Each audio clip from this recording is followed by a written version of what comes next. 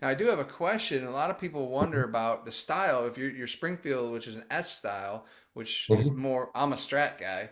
So for me, like, were there any type of legal things you had to do in order to protect yourself?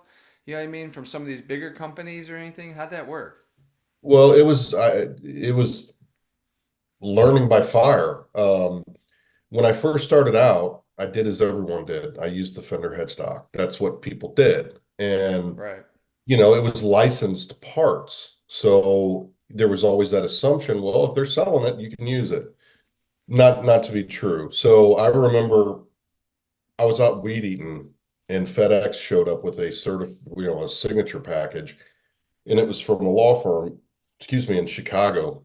Mm-hmm. I opened it up and I about collapsed. Uh-oh. I thought that was the end of me. I'm done.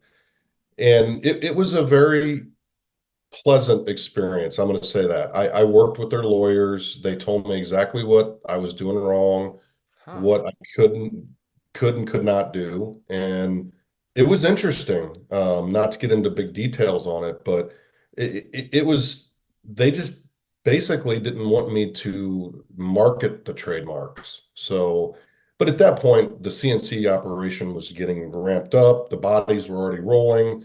So it was like, now it's time for a headstock change.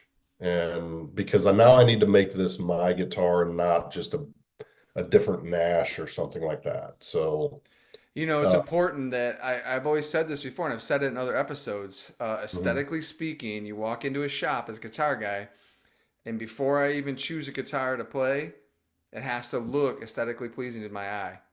Absolutely. If I don't like the headstock, I'm not touching it.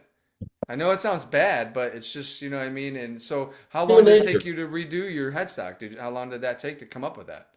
Well, I came up with it in about 5 minutes. Whoa. To be quite honest, it was just a matter of looking at what's out there and looking at all of like the Sir and Anderson and all these brands that had kind of came out roughly around the same time, a little earlier, and looking to see what they did.